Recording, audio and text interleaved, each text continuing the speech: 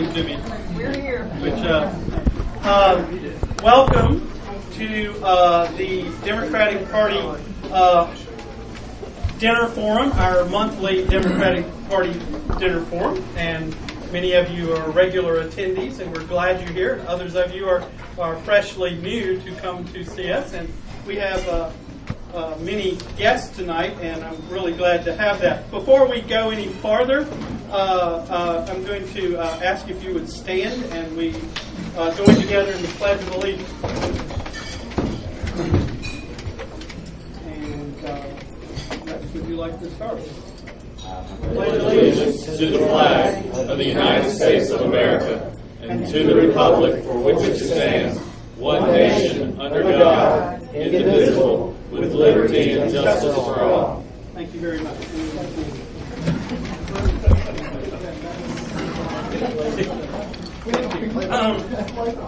Before we're here tonight, and there are several things I need to say very briefly.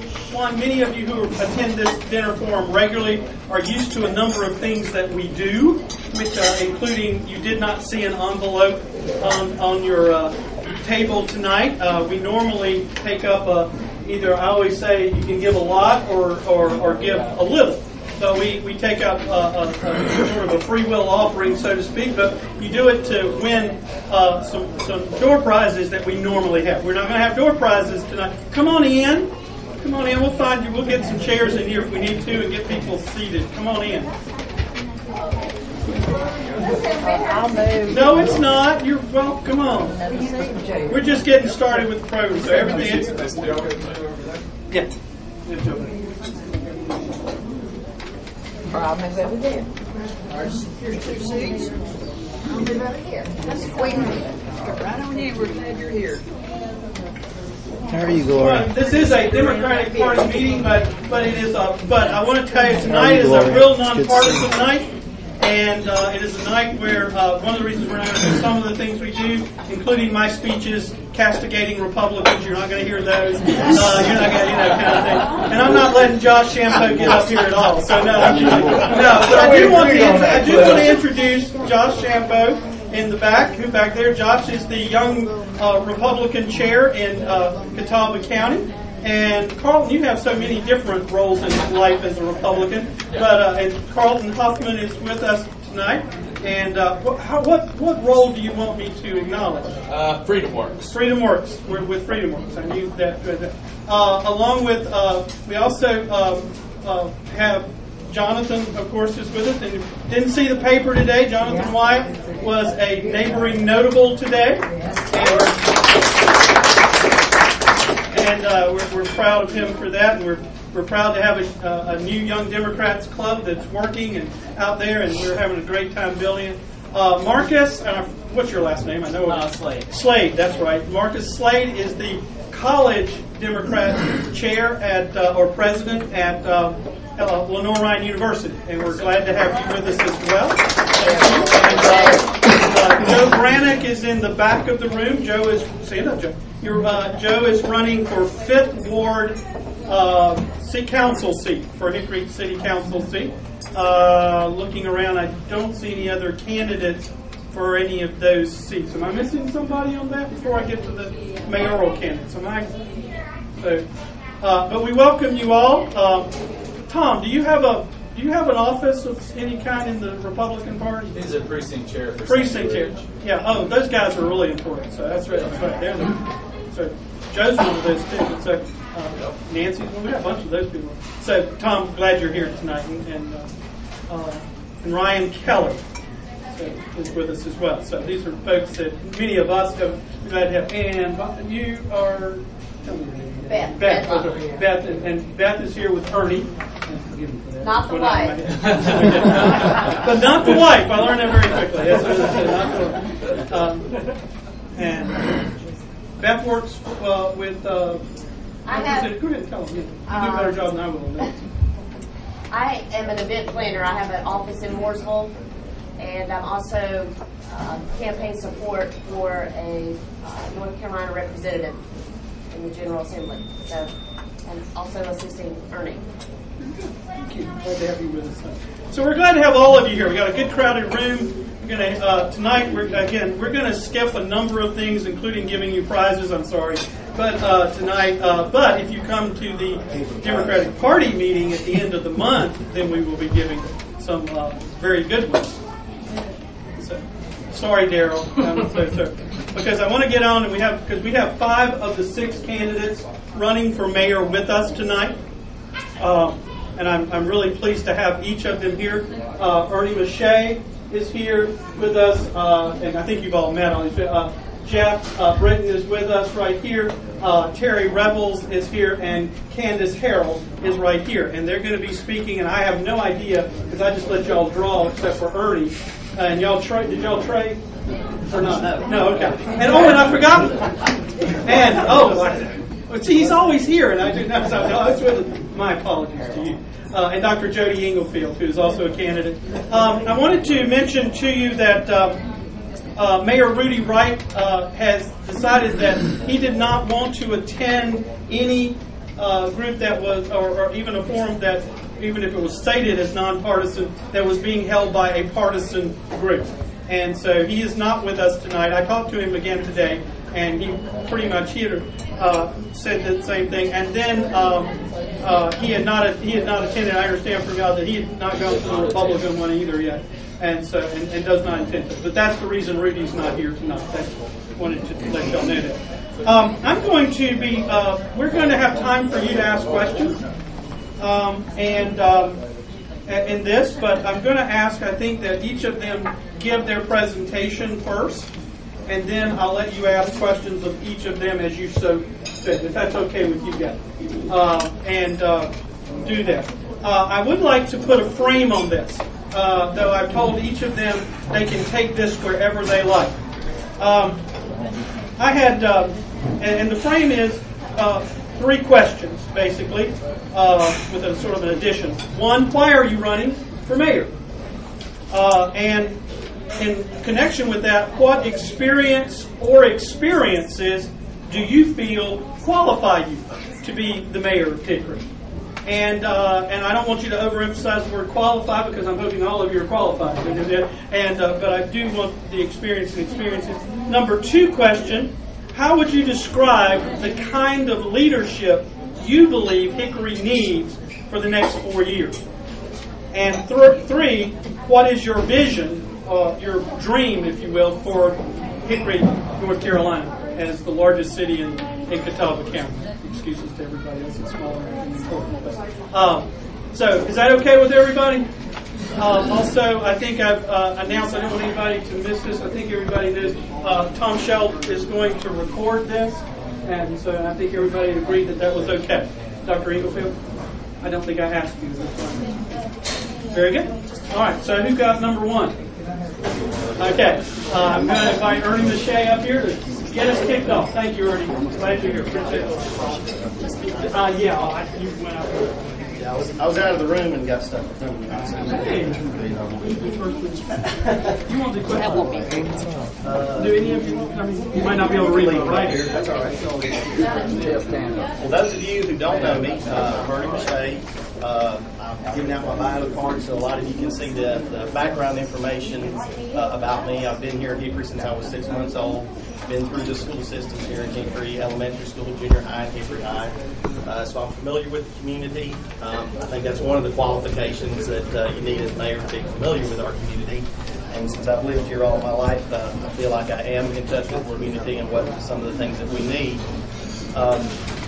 As far as my experience, I've been in business for myself as a businessman for the last 20 plus years. I was co-founder and vice president of the corporation.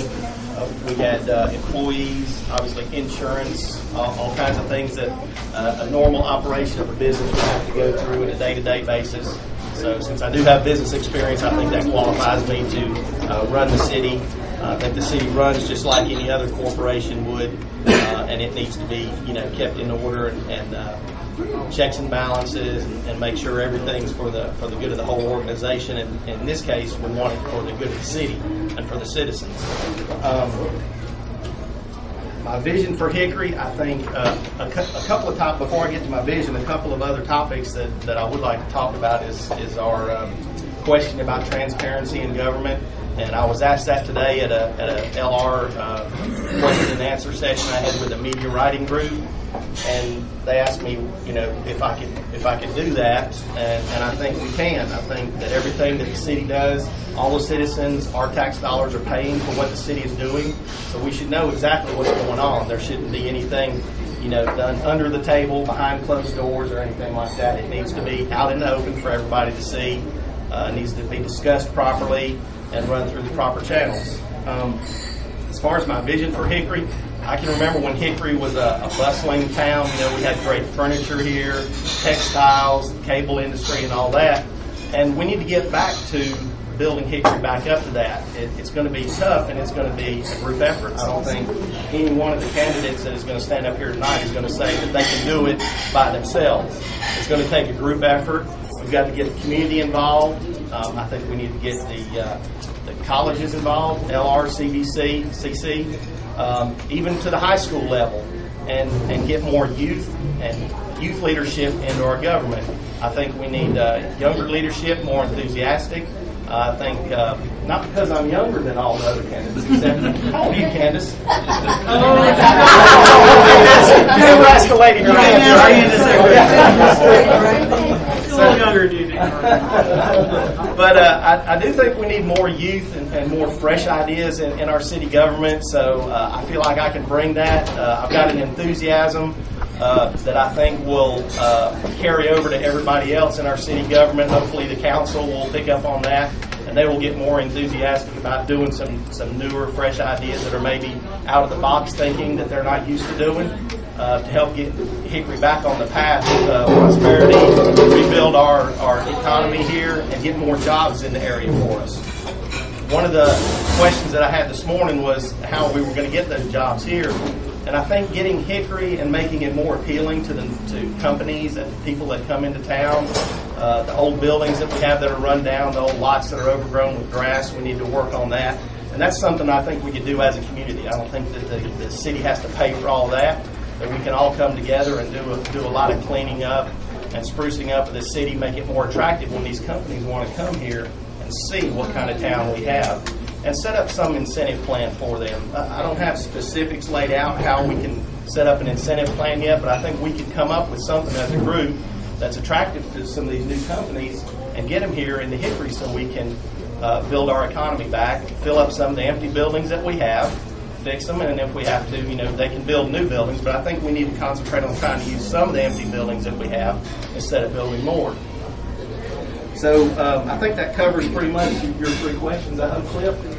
Okay. You want me to open up for questions then? No, I think we'll go through everybody and then let anybody ask questions, because I think it gets longer that way. And so, thank you very much. Appreciate it. Number two. Candice Harold. Second mayoral candidate tonight.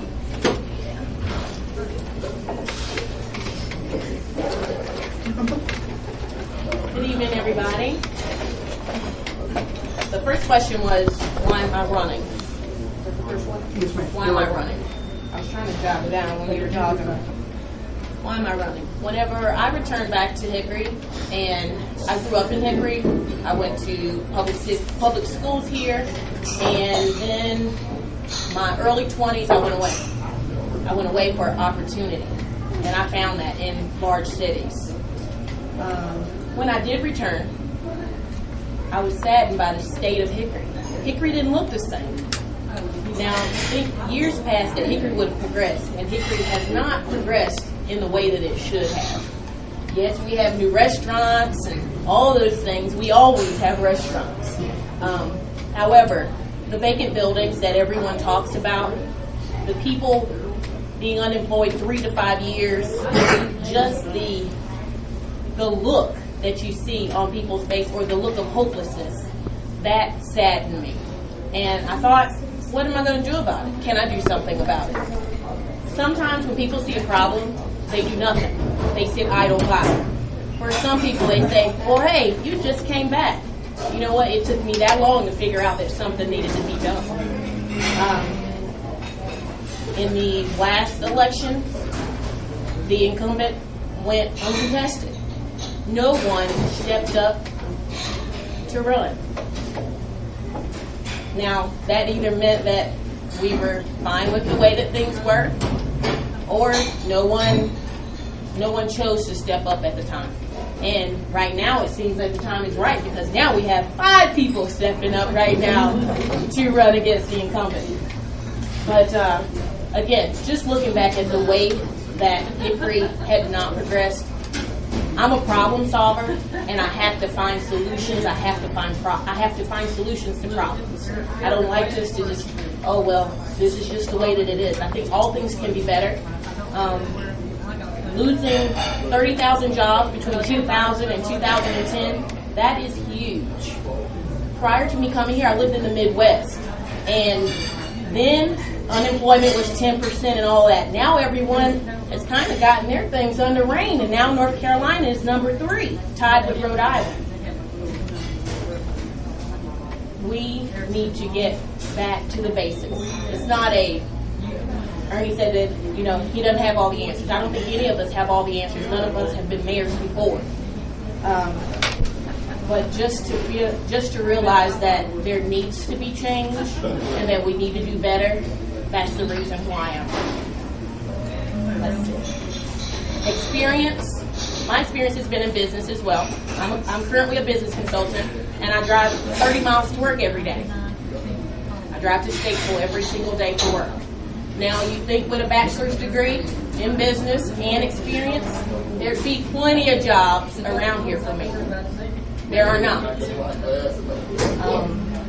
Some of the employers, some of them go through the temp agencies, and some of them just aren't really hiring. We say, oh yes, we got 500 new jobs. I don't see them.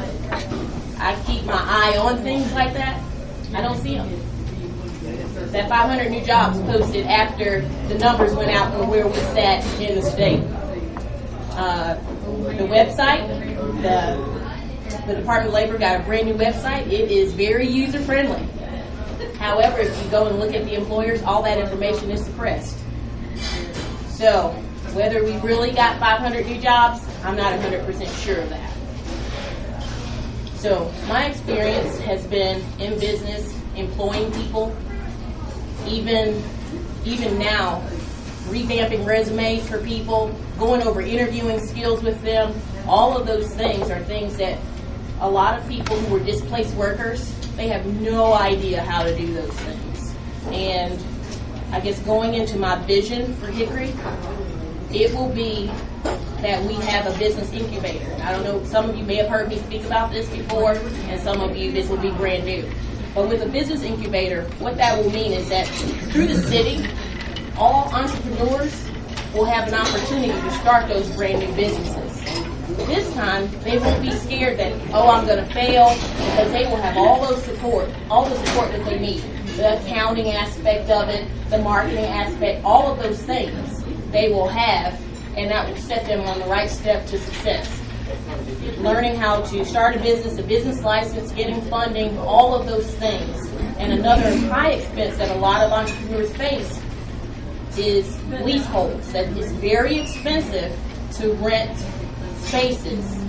There are some that they do specials and different things like that because they can't get people in. They cannot get people to, this is even around the square, even on the backside, like near the arcade. There are a lot of little places like for office spaces for rent, and they have to do all these crazy specials, and it still doesn't work because people still, after that little teaser rate, then it goes higher again.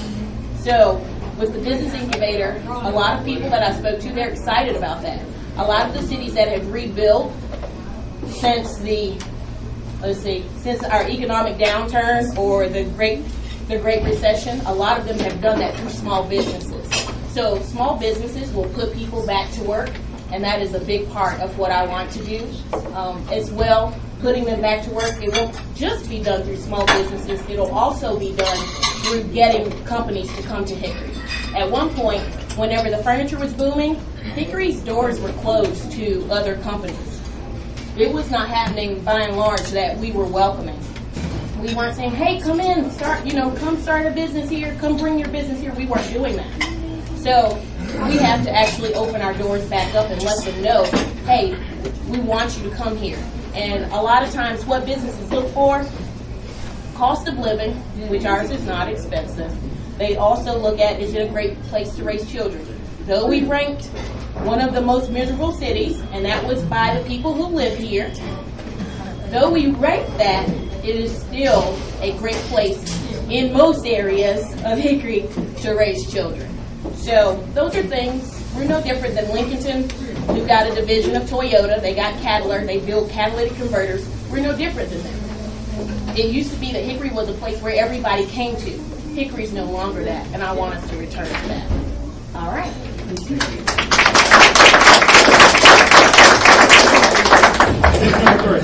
Okay. I'm going to move this a little bit forward. I promise to do that. Thank you, Jack. Good evening, everyone. First of all, I want to say thank you for having us all here tonight. So it's a very nice way. First of all, I want to say thank you for having us here. This is a very nice way to show your support for all the candidates. First question is, why do I want to be mayor? And I've already been asked that quite a bit. And the answer is really pretty simple. In my opinion, Hickory has stagnated over the last few years. Jobs, growth, everything has just stopped in Hickory. And I want to see that change. We've had 5 straight years of the Hickory MSA having double-digit unemployment. It's unacceptable. Hickory has too much to offer, and we need to fix it. That's just the bottom line. Our ship is floundering here in Hickory, and we need to right it, and I think we can do that with innovation, and I think we can do that with progress. Qualifications. To me, my qualifications is the one thing that really sets me apart from all the other candidates. I actually got started, I had an interest in government when I was in college. I was involved in the Student Government Association all 4 years when I was at Appalachian State. After that, when I got married, I got involved in the Waste Reduction Task Force in Hickory when it was first getting started. That's a recycling program. I later served 2 full terms on the Board of Adjustment for the City of Hickory. Per that, Mayor McDonald gave me a key to the city, which I still to this day we're very proud of. After that, I ended that in December of '99, February 1st, 2000. I was hired as the Information Technology Director for the City of Hickory. And I spent the next 12 and a half years working for the city, so I know what goes on in the city. I've seen it from the inside. I see the meetings that happen behind the doors, and then I see what's presented to council. I see what's presented to the mayor. And a lot of the stuff that happens at a city council meeting is somewhat choreographed. They're not always presented with all the facts. I know that because I've been there and I've seen it. So I would fix that. More of my qualifications. I've worked in business for years in IT. I've got to work with actually quite a few people in this room over the years, so it's good seeing some familiar faces. In IT, you have to understand problems at a very detailed level, and I've taken that to everything I've done in my life. I always tell my wife, I can't write a program to, whether it's an accounting report or a manufacturing system report to run a machine. I can't write that program unless I understand every detail of what has to happen. If somebody leaves out a step and I don't put it in, it's wrong. So I'm very detail oriented, and I think I would bring a lot to city government with that.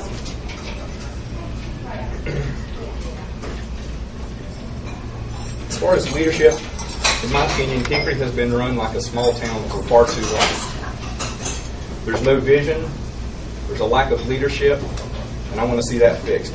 Hickory should be the economic and social hub northwest of Charlotte.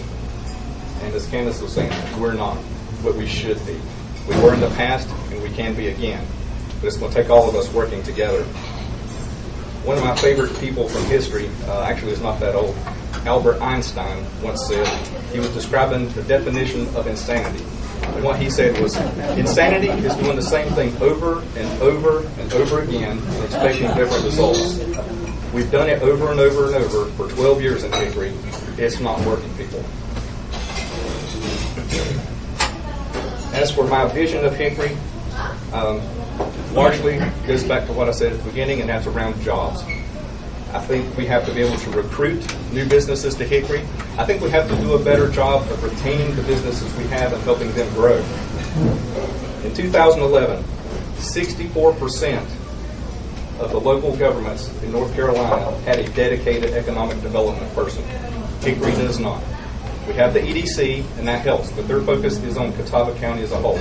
If they bring Apple to Maiden, that's a win for them. It does not help the people of Hickory. Yeah, we sold them some water, but that doesn't really help us.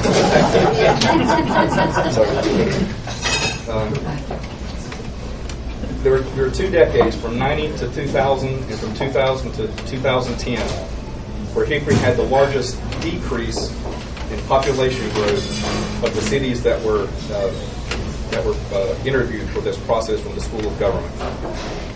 And that is really a sad statement for Hickory as a whole. To make this even farther, 2000 to 2010, Hickory lost 18.6% of its population in the 26 to 34-year-old group.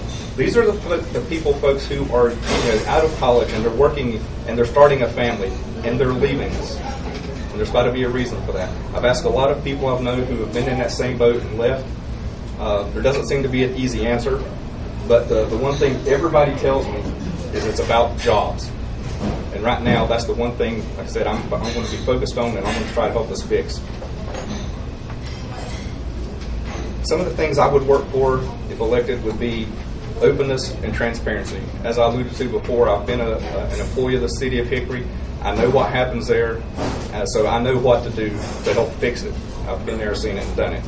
I also would expect accountability from everyone.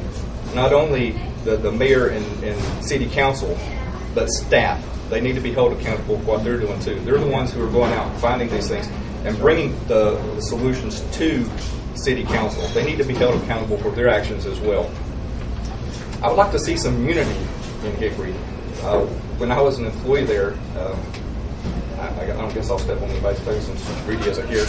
But the first couple years he was mayor, the city manager had to bring in a counselor because council was so divided they could not make a decision on anything. There was infighting. If these 3 voted for this, these 4 would vote opposite just because. There was really no logic to why that happened that way. So I would like to see some unity in Hickory, not only in the city council, but the staff. And everybody, all citizens need to be involved in this. There needs to be unity across the board. We all need to be on the same page of what we're doing and how we're going to do it to get there.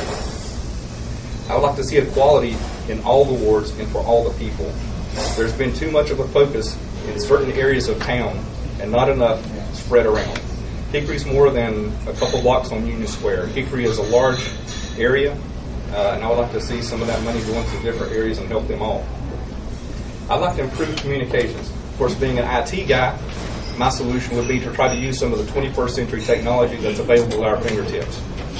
I would like to do a quarterly open public forum, and I would like for that to be a candid talk where we can sit down and we can share ideas freely with no fear of retribution.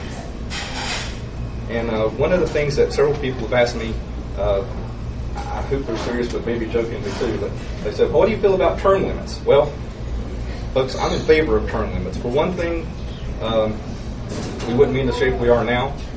The other thing is, if you're in there for, say there's 2 terms, that's 8 years.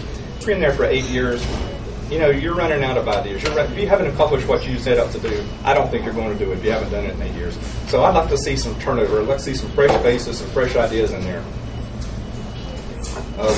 One of my favorite guys in science, and one of my former teachers is here, so you can appreciate this. I'm very proud. Thank you very much. One of my favorite characters in science was Thomas Edison. And everybody knows Thomas Edison invented the light bulb.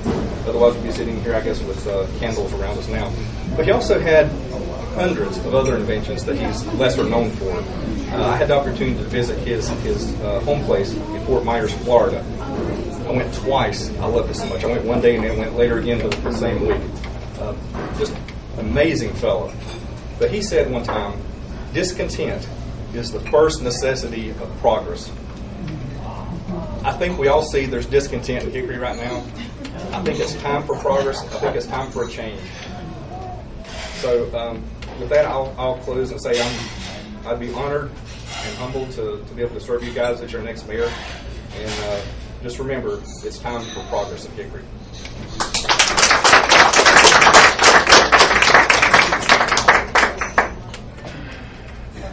Number 4? Yes, up front, sir.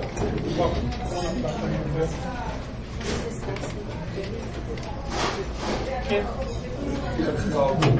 Difficulty hearing.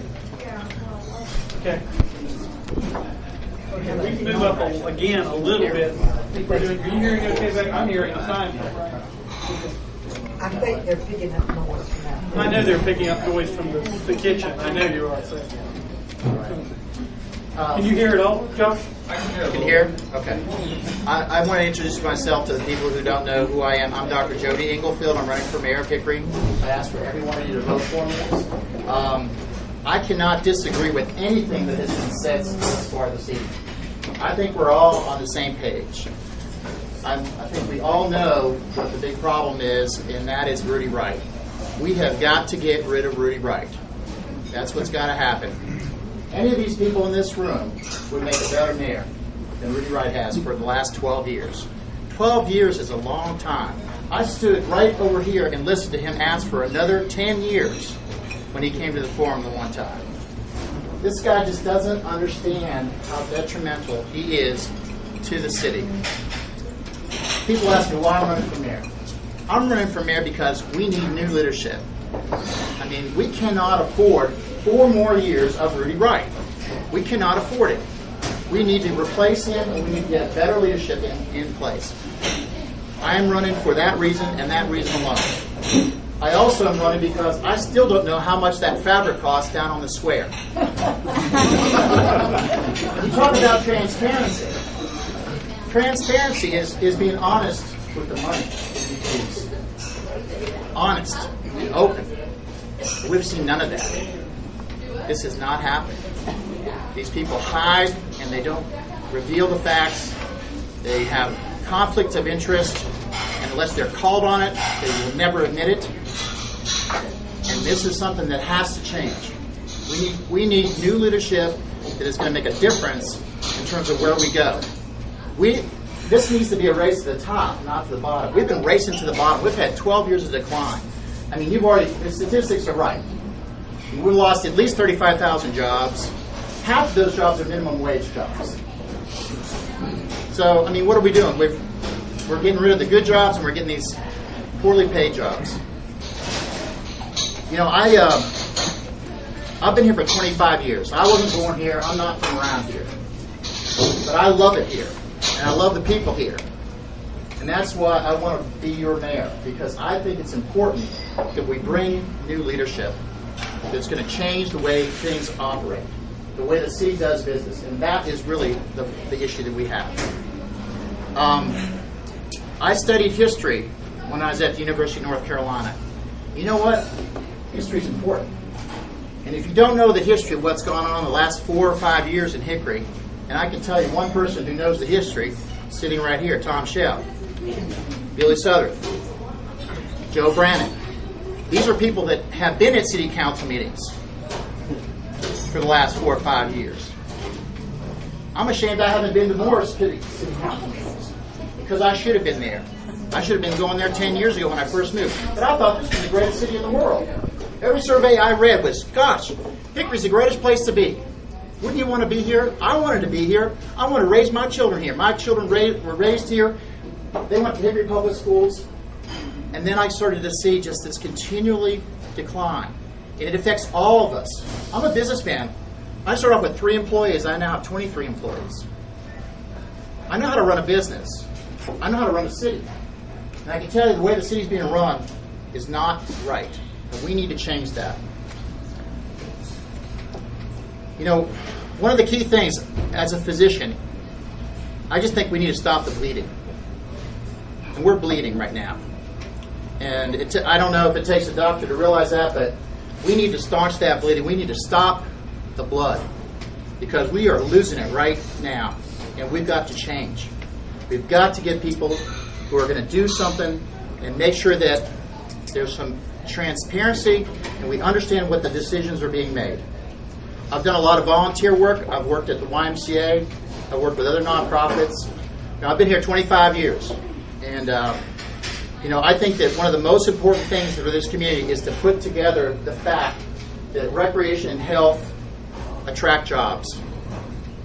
And we need to maintain the recreational facility. We have a beautiful lake. We have Lake Hickory. And we don't even have public access to that lake from Hickory. It's amazing to me. We don't have public access to it. I was really stunned at the last city council meeting that there was a gift being given to the parks, which I think is going to be a wonderful opportunity, because I look at that as an opportunity for some lakefront recreation, which we don't have public lakefront recreation.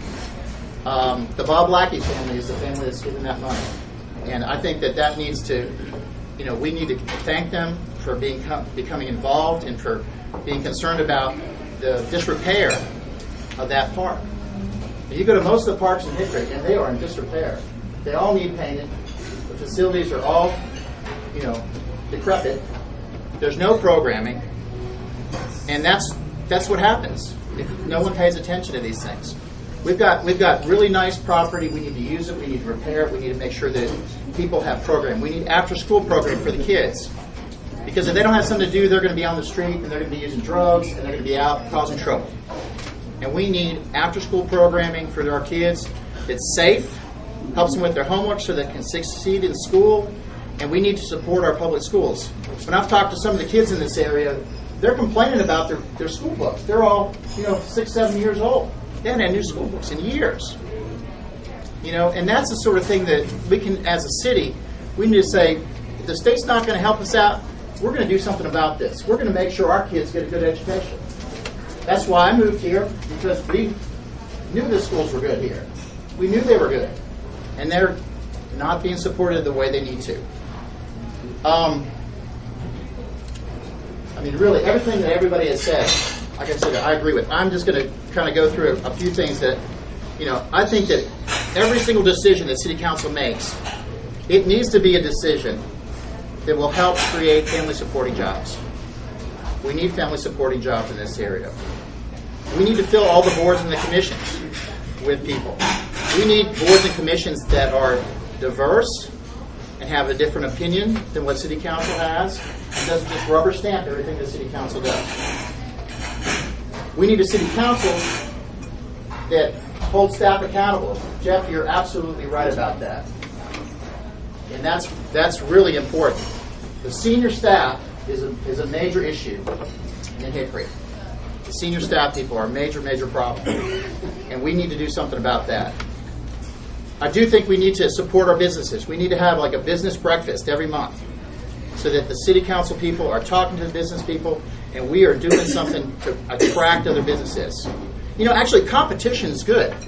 I heard the mayor on the radio talk about how he wasn't so sure he wanted to have any micro-lending occur because, somebody might come in with a sign company.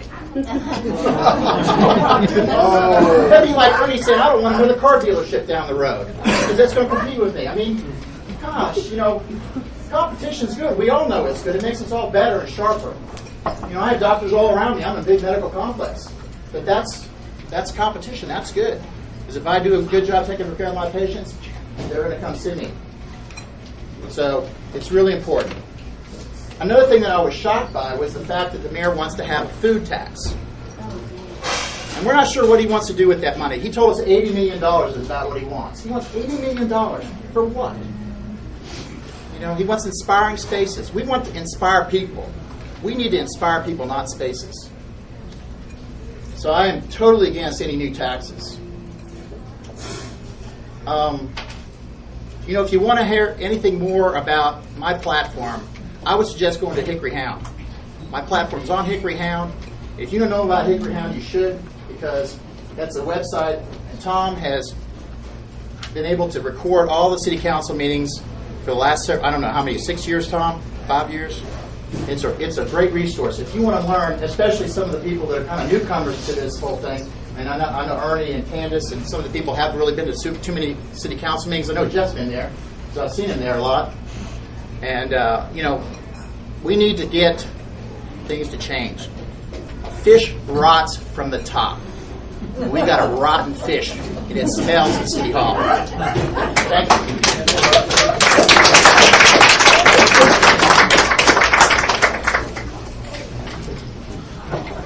And last but not least, we have Terry Revels, who is also running for mayor. So, as you know. Thank you. Go ahead, Terry. Thank you. Well, like you said, my name is Terry Revels, and I'm running for mayor of Hickory. And I am the candidate that you guys need, because I know how to get some things done. Just a little bit about myself before I get into my vision as mayor. I spent 21 years in the United States Navy. I was an air traffic controller.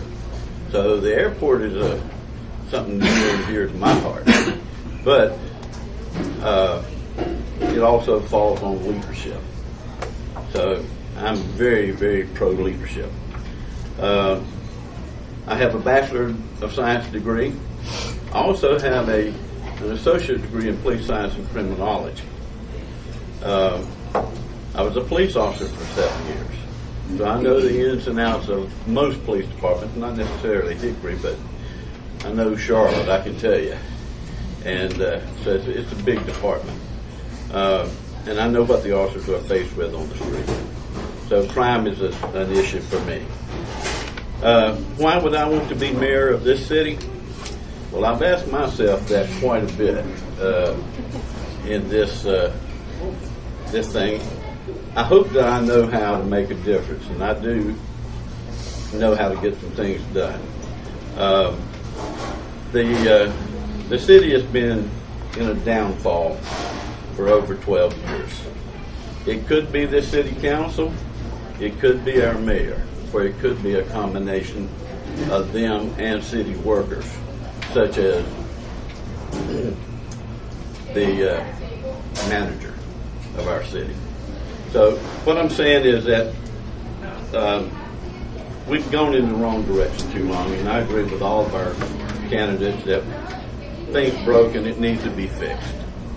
And I believe I can get that done. Now, I've considered running for mayor for a long time, but jobs and things like that kind of precluded me from doing that. I'm a physically responsible person. I'm kind of a tightwad when it comes to a dollar. I believe the city ought to get a bang for every dollar that they spend. Should not be throwing money at it to fix it, but use it prudently. We can find out the best thing to do to fix it, such as how about letting some contracts or people bid on the contracts that the city lets out. There's been several cases where there have been no bids on contracts, and this is unacceptable to me, because how do we know we're getting the best price? Sales on the square is another part of that. They say it costs a lot of money to build, and putting a little bit of canvas up there shouldn't justify that particular cost. So that's one of the areas that we need to look at. Budget issues, being physically responsible for the money, employment for our citizens, retirement for our city workers, and infrastructure. Lord help us on infrastructure. All of this stuff has got to be looked at. Oh yeah, I can tell you about a Corvette that went down the road out here not too long ago. And so all of these things have got to be looked at. And sometimes it takes me, the city council, you guys, town meetings, whatever it takes to square that away, working with the city planners and so forth. Businesses, I hear a lot about businesses. Well, tell you the truth, I don't see no businesses coming to Hickory. We need I think we already have a committee for that. Budget, BDC.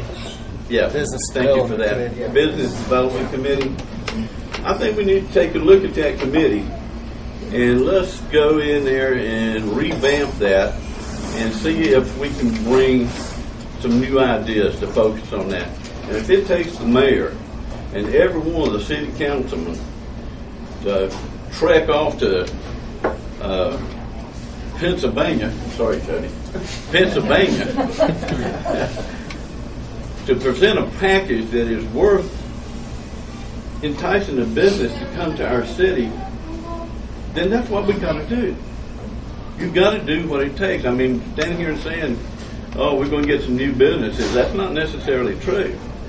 But it won't be because this old boy is not trying.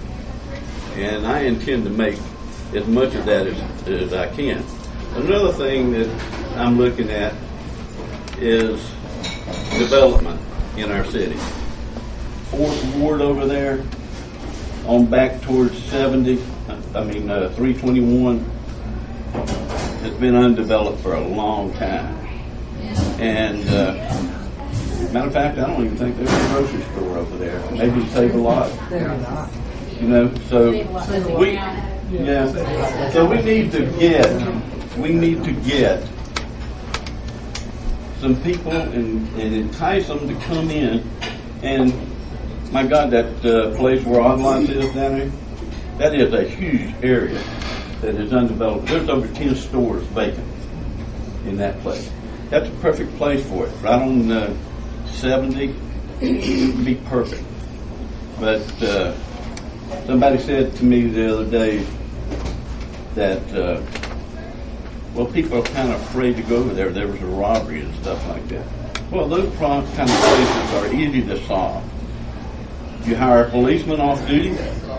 You pay him $15 an hour, whatever it is that's the going rate, and let him patrol in a patrol car out there. Deterrence, omnipresence will help you. See, I got sidetracked here. Let me see if I can read this writing.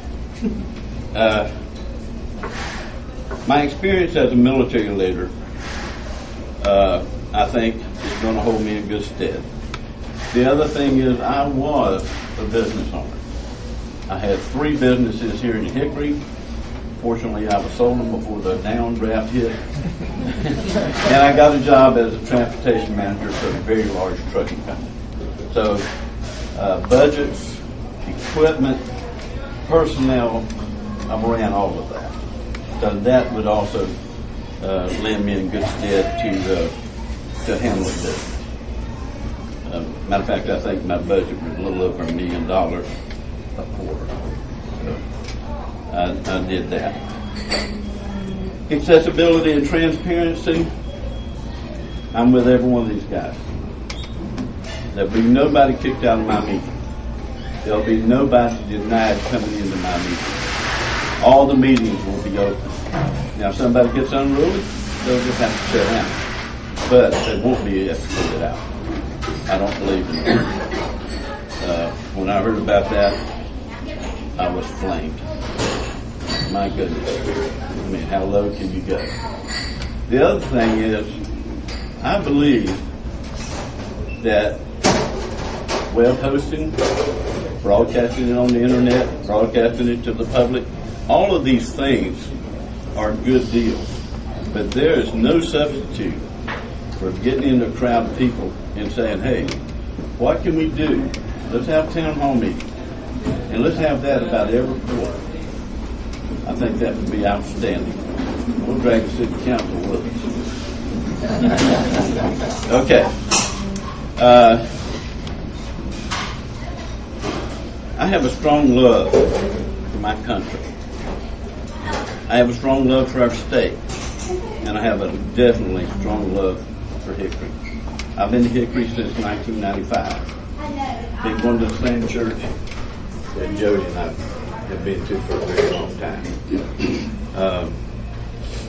I think Hickory is a fine place, and it has problems. So let's roll up our sleeves and let's get to it. Thank you. Thank you, Jerry. Appreciate it very much. You guys here. One of the reasons we wanted to hold this meeting tonight, obviously, is to give you, the citizens of Hickory and the surrounding area, who know a lot of people in Hickory, an opportunity to hear these candidates for mayor and to hear what they had to say. And one of the reasons I didn't want to put I was asked if there was a time limit, and I didn't want to put a real time limit. Y'all did great, by the way, on that. Because I wanted everybody here an opportunity to really hear them. A lot of things when I was running for office, you had to answer questions so fast, and you don't get the real thoughts of people. You don't see them standing here making their case for why they're running for Hickory. I want to thank each of you, and we're going to take questions now. But I want to thank each of you for making these presentations and coming here. Do any of you have questions that you'd like to ask? Marshall.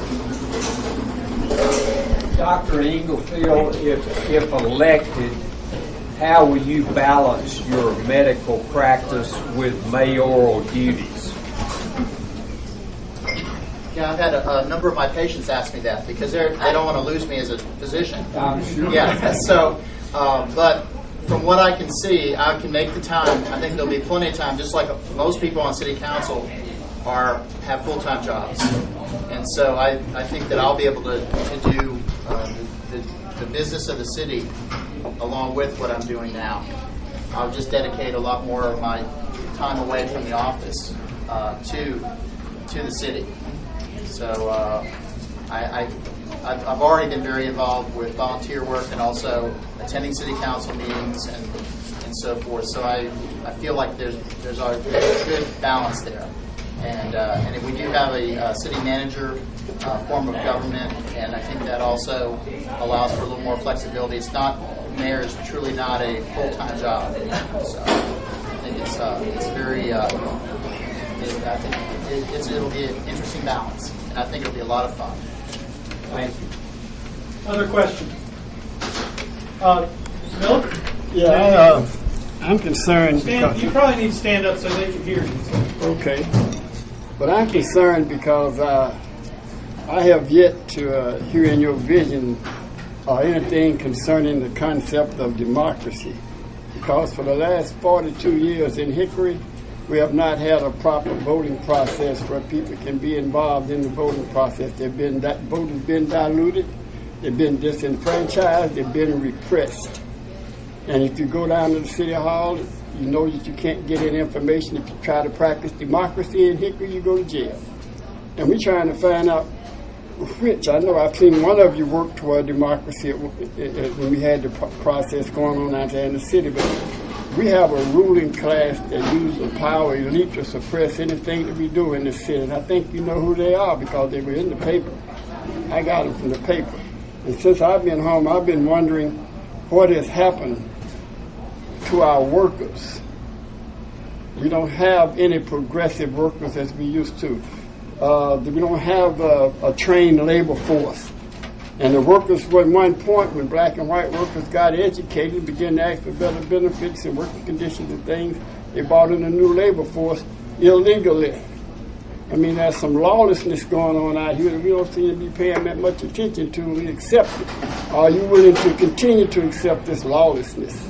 You know, these are questions we have to ask. Mainly, I'm concerned about our voting rights being repressed in Hickory for that long period of time. Of course, we filed already with the federal government Justice Department and NAACP to try to get them, but I don't see you being willing to speak to that particular issue about minorities and poor people and poor whites not having the power to be involved in decisions that affect their lives on no level.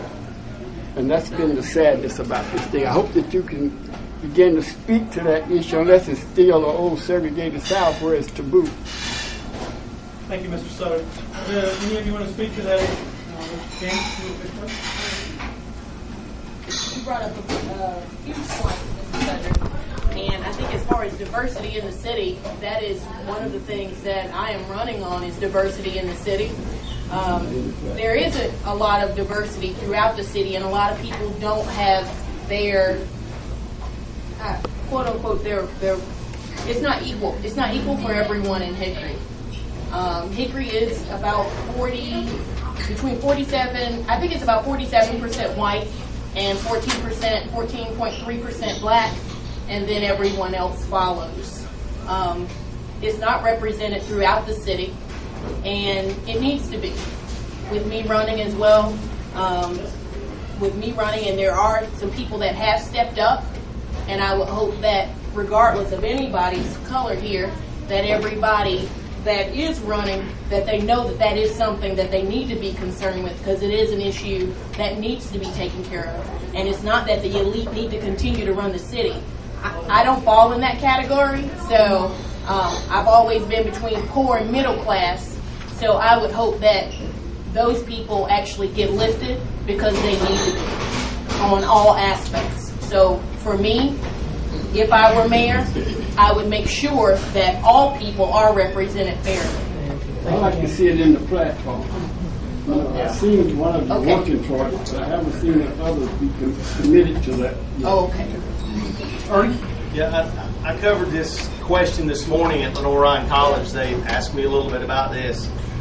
Democrat, Republican, white, black, whatever, all the citizens need equal representation in government. I think it needs to be a group effort, and everybody, gets equal opportunity to say what they think. I think I listen good to anybody. I will listen to anybody and take their ideas and work that together with my ideas, and hopefully we can all come to a common solution to help fix Hickory. I'm talking about the law. Jeff, you want to speak to it? Yes. I voted in favor of wards electing their aldermen this last time. To me, that makes sense. Why Hickory does it as a general election, I've never quite understood. While I was a city employee, I was not allowed to have an opinion. If I did, I had to talk to my wife, and that was it. I'm now using this opportunity as not an employee anymore to share my views. And I'd like to have the opportunity to share that experience and that knowledge that I have as we move forward in this. But I'm definitely in favor of ward elections. It makes sense if that person's going to be representing you, that the ward should elect that person. It's not been that way. I would like to see that change. We tried once, we'll try again. Also, it was that way until 1970. But this was the first time that people got to vote on it. Right. That's the thing. People did vote on it, but that's a good point. Yes. And I do believe in equality for all. As I mentioned earlier, I would like to see the money spread around town. It's been segregated into certain areas far too long. There's more to Hickory than just one or two areas or one or two groups of people. I'd like to see that all spread out and everyone be received and given a fair shake at everything. Yeah. Well, Billy, as you know, I supported the referendum. And I think that's critical to not dilute the vote. I think we've got a crowd back here in the corner that was responsible for that failure. And one of the first things that I would do as mayor is I would propose that we change it, because the city council can change it just like they did in 1970. We don't have to spend any money to have a referendum. Yeah, and we don't need outsiders telling us what to do. Terry, you have anything you want to say? You don't have to. Please feel. I want everybody to feel comfortable. I agree with Jody, but I think I would take one step further. I would appoint someone to be in the city hall to take complaints from our citizens. I don't know if we have that yet or not, but certainly a contact person that can get you an answer, good or bad. That would get you an answer. Thank you, Jerry. Richard. Other questions? I know you. Carlton. This is for Dr. Inglefield. If you believe in transparency, why did you delete your Facebook page detailing your campaign support on issues for the past year?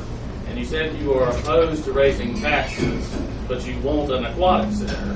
And like I said, the sales on the square, there's the debate of the cost. And it's anywhere between $3 to $5 million is what they're saying. So yeah, but you're wrong. You're wrong about that. You're wrong about the data. Just like they were wrong about how much it would cost to fix the pools that were there. They've lied about it. The city's lied about it the whole time. And they just turned around and spent $710,000 out here to put lights on, another $1 million to fix the seats at Crawdad Stadium. Don't tell me they don't have money. They waste money all the time. You guys are the ones that should be concerned about it. You're the ones that are supposed to be conservative fiscally. Well, where the heck are you when these people are doing? squandering money all the time. Where are you?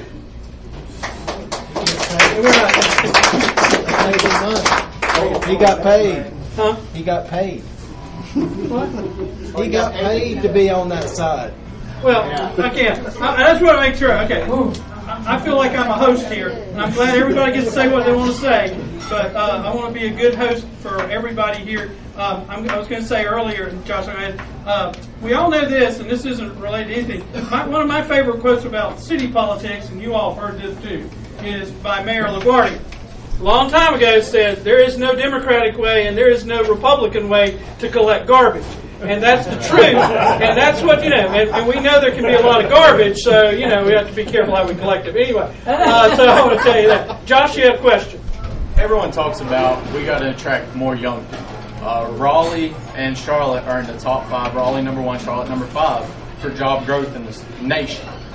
How do we go about creating jobs in this area for young people to want to come here instead of Raleigh and Charlotte? And I address that to all of you. Okay. Who wants to take it first? We can go in different orders if you like. Terry, go ahead. You were last. Okay. This is an idea I have been kicking around. I don't know how well it's going to be received, but I would certainly like to implement it. And that is, this city has a budget this year of over $90 million. Now, this pilot program is going to start almost immediately if I can get all the department heads together. If they can save me 1% of that $90 million, in other words, if you don't need it, don't spend it, I can hire 100 youth to start out. And like I said, this is just a program to kind of get us started, and then maybe we can expand it. But we can hire college kids, we can hire disadvantaged youth, we can hire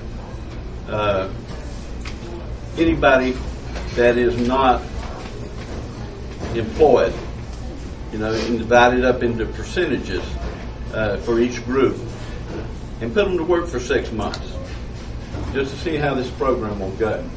If it goes good, then there's no reason that we can't budget more money on the next fiscal year for this program.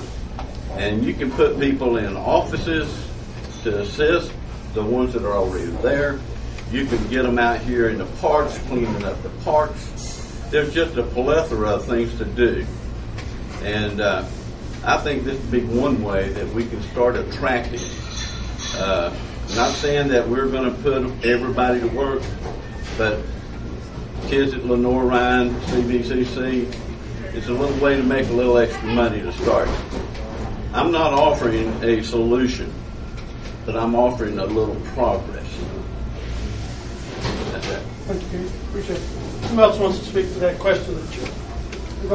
Jeff, go ahead.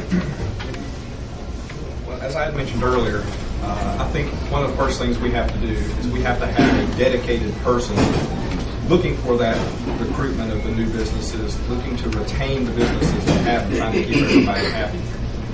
We've lost way too much over the last 10, 20 years, and it's going to take a while to get that back.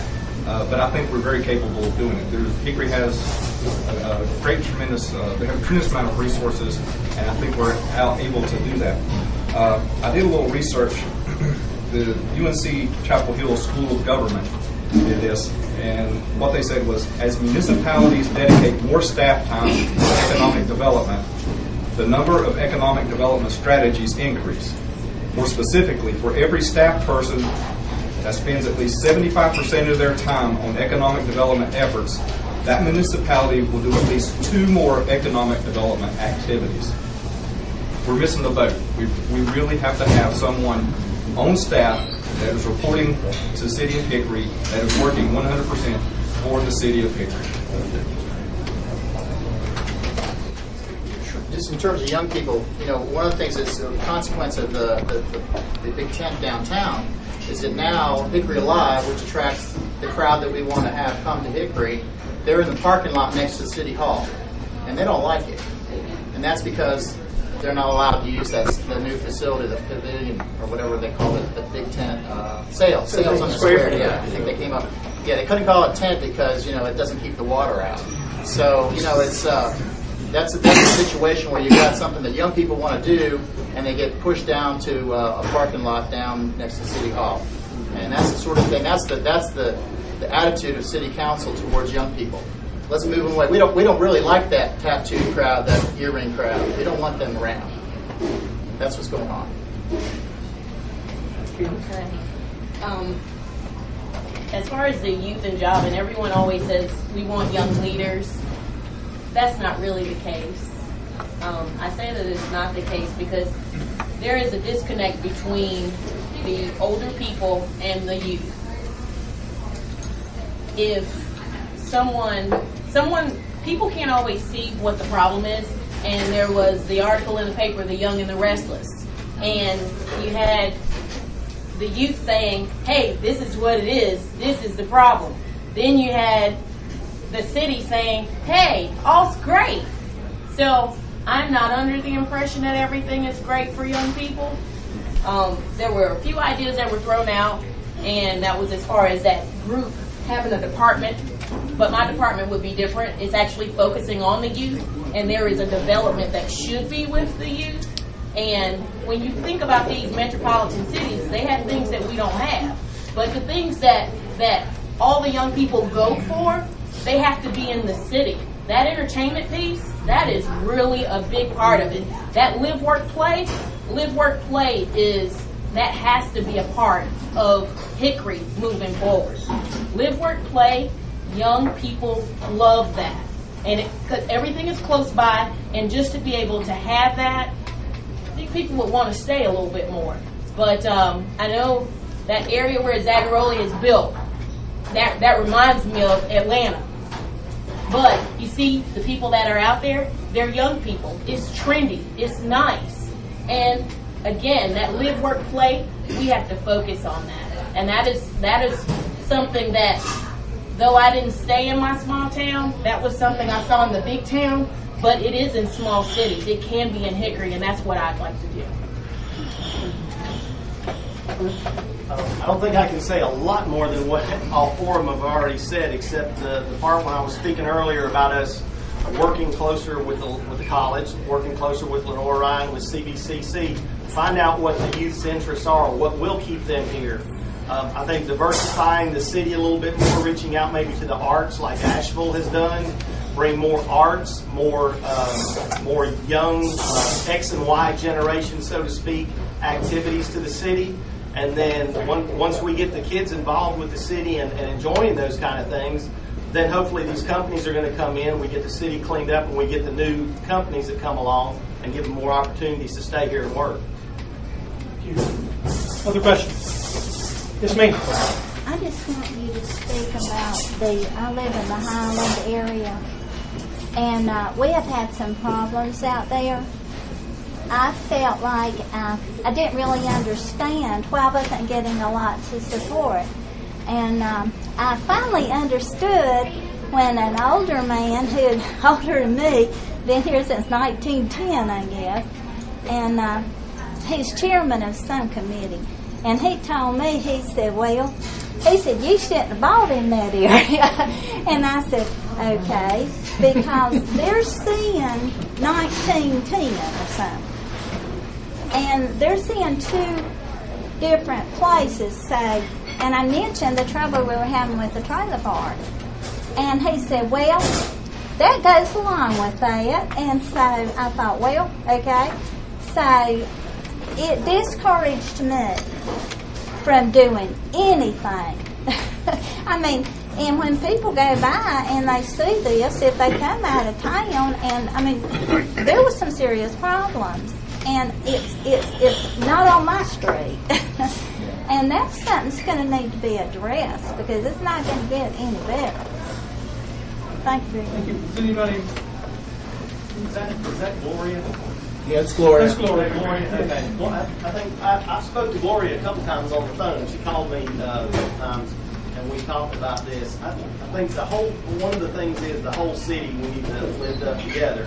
Not concentrate on one section of town or one or two blocks of town like we're talking about Union Square, but the whole city, southeast, southwest. And I was really surprised when you told me that you had called Rudy Wright's office and he said he came by there and he didn't see a problem, but there was an issue with some, strange activities going on.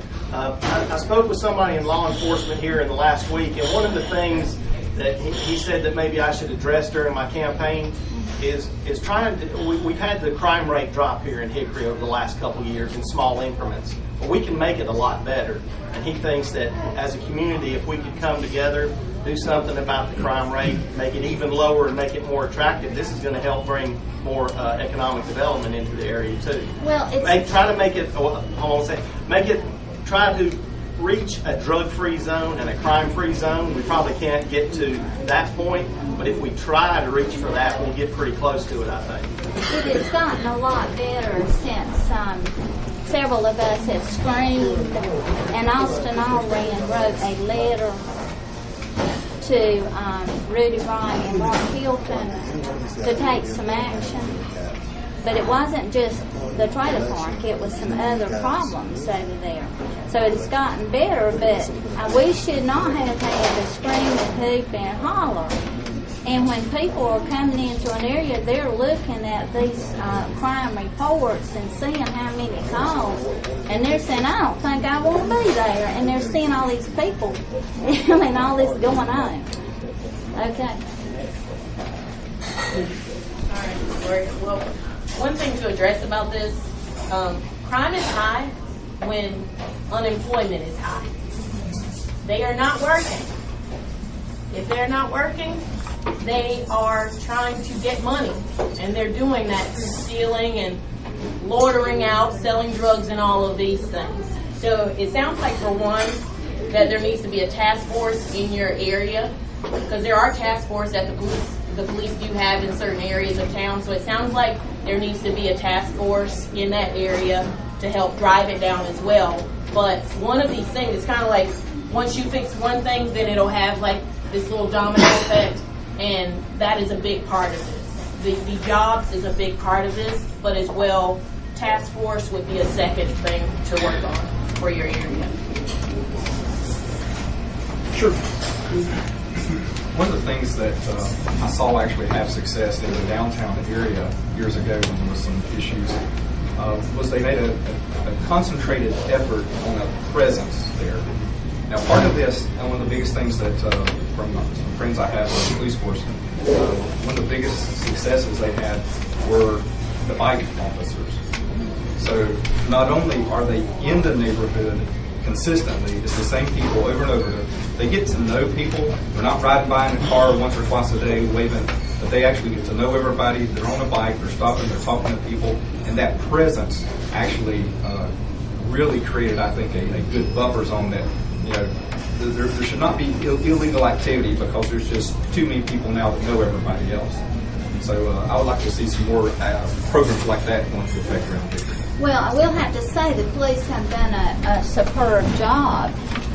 It's just that I still feel like there's an attitude in certain areas that say that, well, we expect that over there. And I have gotten that message. But now the police come out and do what they're supposed to. But when you let it run down, where you have this, where it's run down to this point, it gets to a point, and we're having major gangs come in from Charlotte. And if you don't do something, and they're making their presence known, but they have done a really good job. But, I feel like the leadership should be, have been on top of some of this, because they give police reports. And I think a lot of people don't understand the mayor and the council run this town, for good or bad. Well, to me, a lot of what you're talking about is a reactive process. You see something going on, you call the police, they come out, they check it out. What I'm talking about is really trying to be more proactive in getting people in the neighborhood so they know what's going on, they see it going on, and they stop it. They prevent this activity from even happening. Not just coming out after you call. I think one of the things that Joe Brannick pointed out to me is that strong neighborhood associations, and that's what we got to really support and try to get. So they have some. When you get to meet, you can go through these problems, and then you can have an organization that can have some strength to go to city council and say, hey, we need more patrol officers here, or whatever the situation is. But I do think that that's an important component, would be to make sure that you have a strong neighborhood association. And I know Joe, I'm stealing Joe's ideas here, but he came up with the idea that they all should be independent, and that they should be independent of the city, so that they can criticize the city when it's appropriate, and they can raise funds. They can even if they're independent, they can have a nonprofit and write their own grants and do things locally that they want. And I think that's the sort of thing that has to happen in some of these neighborhoods, that try to rebuild the neighborhoods, and also just to get to know each other better. And if you go to a meeting and meet all your neighbors and have an association like that, it builds community. We have time for about 2 or 3 more questions, and that's about it. So, yes, John?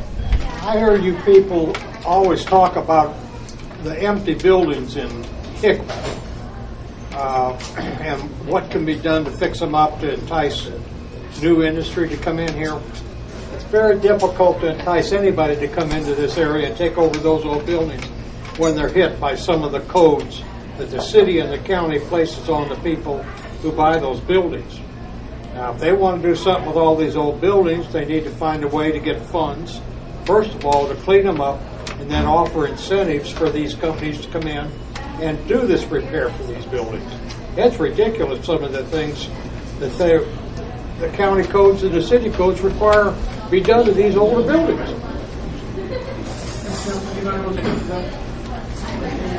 Well, right now the city actually does incent people whenever they do take over these buildings, but it's a little bit different than what you're talking about.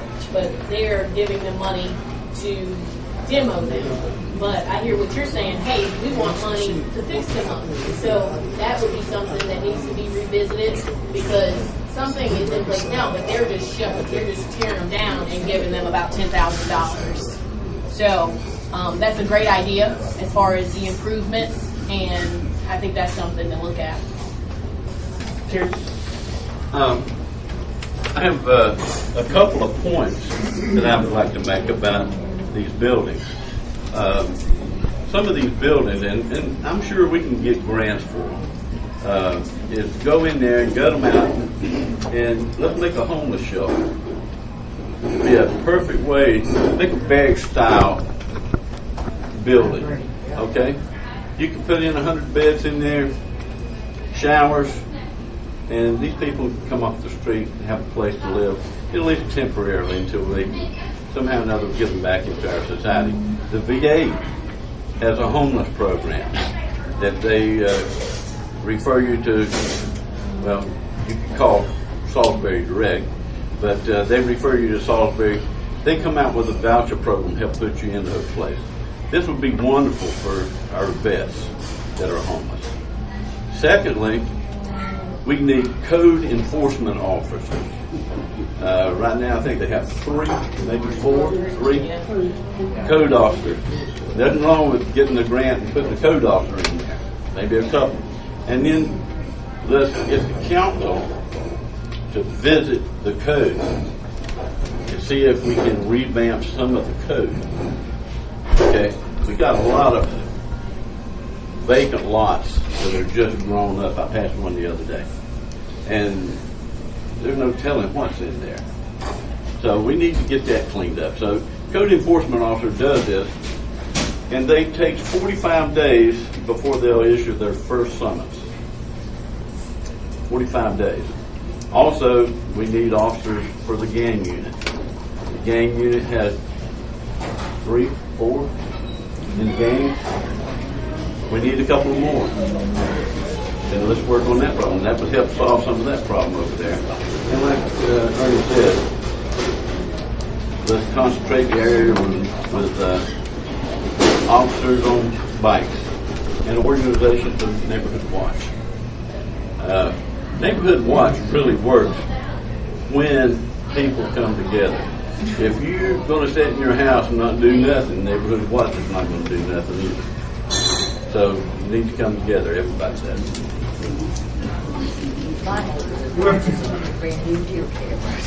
One of the things the city has made available for a number of years is a facade grant. There is a limit on that. I can't remember if it's $20,000 or something. And everyone who owns a building is eligible to apply for that. But there's a big difference in taking a structure that is in an extreme disrepair and painting it and putting some plants out front. So $20,000, that's what the number is. It isn't really going to help a lot in that kind of situation. It is possible to take some of these old buildings and really turn them into a showcase. We've seen that recently with the redevelopment at the old Holler Hosiery Mill. If you haven't been by there, they took a building that was really dilapidated. It really was an eyesore for the whole community there. And it is a beautiful, beautiful piece of architecture right now. One thing I found out working for the city, if you remember back a few years ago, Fire Station 1 was refurbished. That's the term they like to use. It actually cost the city more to rebuild what they needed in that existing shell of a building than it would have been to tear it down and rebuild it fresh. And that's what a lot of business people are looking at. They're coming in, they're saying, you know, I need a 14-foot high ceiling and it has 11. There's nothing I can do about that. They need this automation, this building won't support it. So sometimes it's just not a good fit. I think there are uses for those kind of buildings, you just have to find them.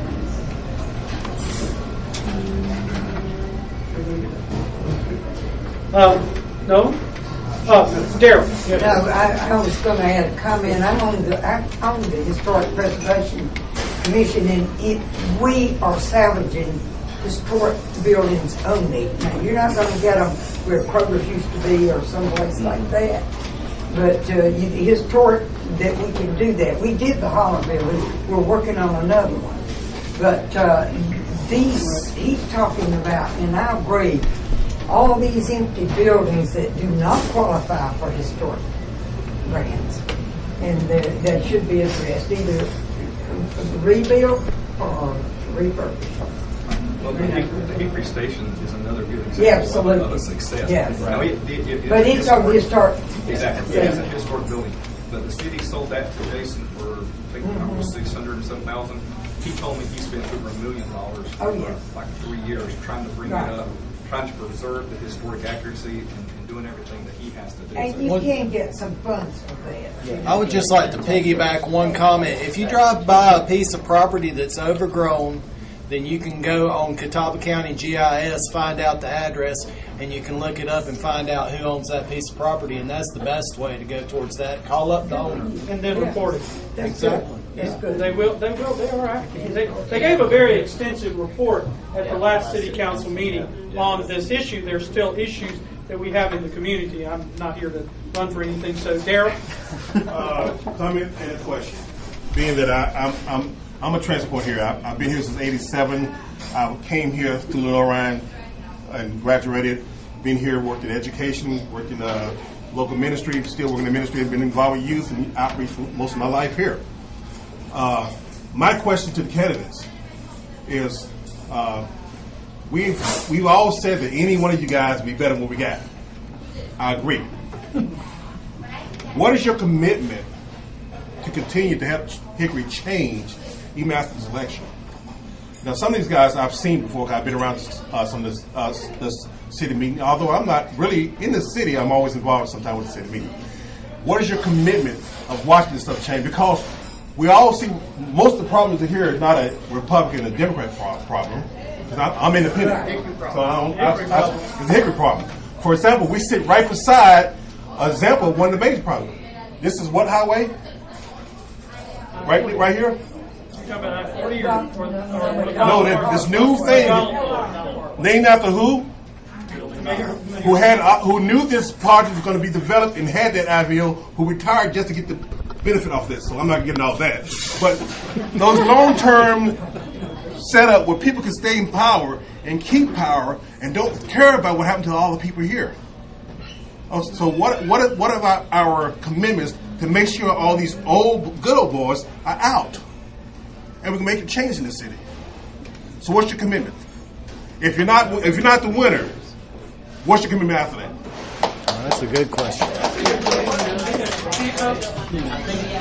I would say that the best way to measure what the future is going to be is look at what has happened in the past. Right. Look who has worked for change in Hickory. Who's been at the city council meeting? Who has been participating in the community? Who shows up?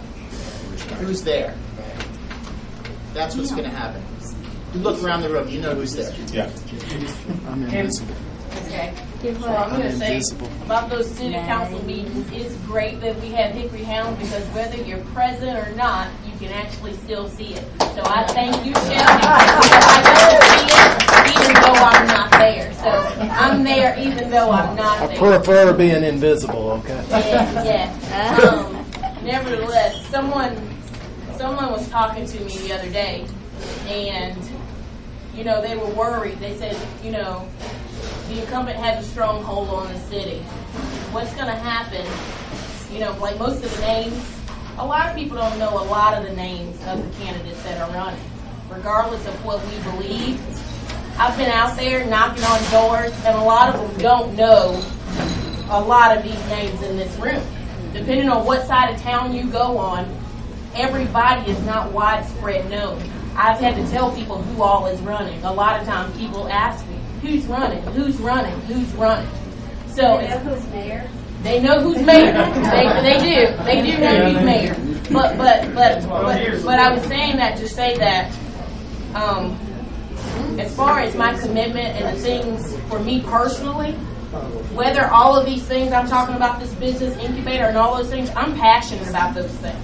And regardless of whether I'm seen at a council meeting or not, that's not a barometer to measure truly whether I'm committed. So whether I win or not, my mark will be on Hickory because me being a businesswoman, I'll put those businesses and put people back to work. So that's my commitment. I think my commitment is that, and I've talked to a couple of people that have been in politics that are kind of mentoring me and giving me some good information to help me during this run. Is one of them asked me, or not asked me, but told me, said, if you lose, run again. And that's my commitment. If I do lose, which I don't think I will, then I'm going to run for something else. It may be city council, it may be county commissioner, but I'm here in Hickory. I've been here since I was 6 months old. I'm going to die and be buried here in Hickory, so I want to make this place better for everybody, for me included, and everybody else is here. So I'm committed 110% to making Hickory better. I just want to say this. My commitment is without question.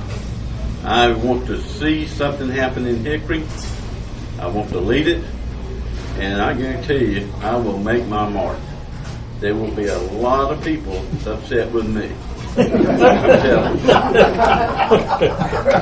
But that's the first form of leadership. You know that. You don't go in soft pedaling stuff. You go in there hard, and then you can ease off after things start going your way. The other thing is, if I do not win this election, I will continue to do everything that I can to influence someone in our city, whether it be a local person, the mayor, the city council. I used to call Rudy all the time. Didn't get anywhere, but I used to call him and express my views. Rudy and I used to have a business that close together. We talked all the time. But the truth of the matter is, I'm very strong committed, and I will not back down.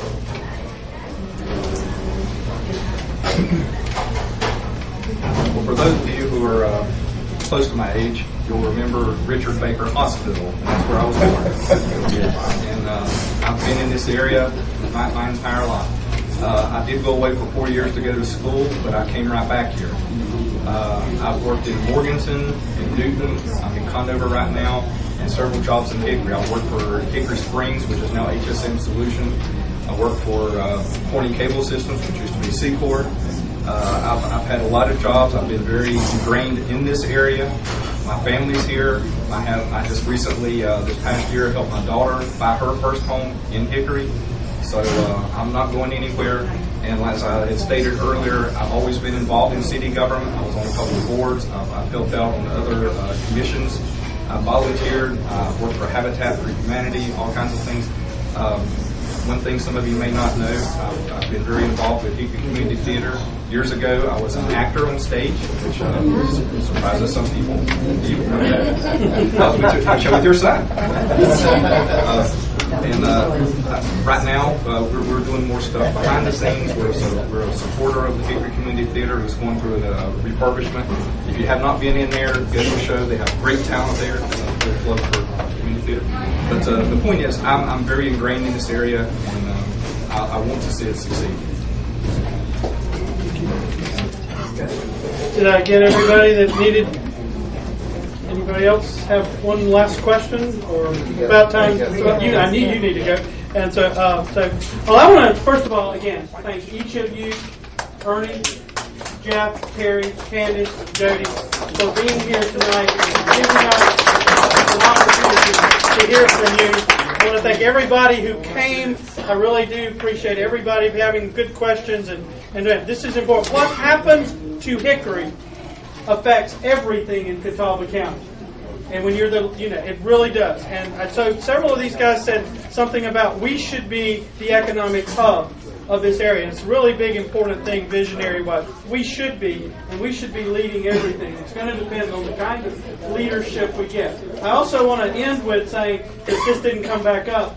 Personally, because I think I'm the first candidate in a while running for something that said this, I appreciate so much that many of you have said you would hold events like this, town halls or meetings where you listen to these people. The people have a lot to say, and they need to be heard. And so that's really important, and I hope you'll follow through with that, whoever wins this election. I really do. Thank you very much. Yes. Appreciate it. Thank y'all for coming. Next month, we're having somebody from Asheville who is an expert on health care and the Affordable Care Act, and so just put that out there to you. Some of us who've written on that and other things. So I'll be